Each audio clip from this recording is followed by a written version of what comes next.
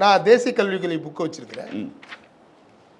அதில் 4வது சாப்டரில் 17வது பத்தி இதில் இருக்குது. தேசிய கல்விக் கொள்கை புத்தகம் நான் வச்சுருக்கிறேன். இதுதான் ஒரிஜினல் ப்ளஸ். இது 4.17 மொத்தம் 27 சாப்டர் இருக்கு. 4 பாகங்கள் இருக்கின்றன. அந்த 27 சாப்டர் 4வது சாப்டரில் என்ன போட்டிருக்காங்க அப்படின்னா, சான்ஸ்கிரிட். சான்ஸ்கிரிட்டை வந்து எல்லா ஸ்டேஜ்லையும் சொல்லி கொடுக்கணும். ஏன்னா சான்ஸ்கிரிட் நாலேஜ் சிஸ்டம் அப்படின்றாங்க.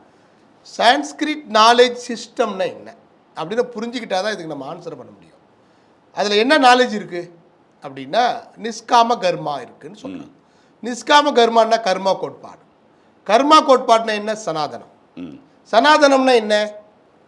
மனிதர்களை நீங்கள் பிரிக்கிறது, 4 வர்ணங்களாக பிரிக்கின்றது. இந்த 4 வர்ணம் எதற்கு எதிராக இருக்கிறது? Article 14, article 15. இந்திய அரசியலமைப்பு 14, 15க்கு நேர் எதிராக இருக்குது. ஆர்டிகல் 17க்கு தீண்டாமை அதற்கு எதிராக இருக்கிறது நம்ம வந்து சொல்கிறோம். அதாவது ஆர்டிகல் 15ல் என்ன சொல்கிறாங்க? சட்டத்தின் முன் அனைவரும் சமம். எதில் சொல்கிறது? இந்திய அரசியலமைப்பு அடிப்படை உரிமைகள் ஆர்டிகல் 15. நேர் எதிராக இதில் என்ன இருக்குது? அனைவரும் சமம் இல்லைன்னு சொல்லுது. ஏற்றத்தாழ்வு இருக்குது, 4 வர்ணங்கள் இருக்கின்றன என்று சொல்வது தான் சமஸ்கிருத கோட்பாடு. அதுதான் சனாதன கோட்பாடு.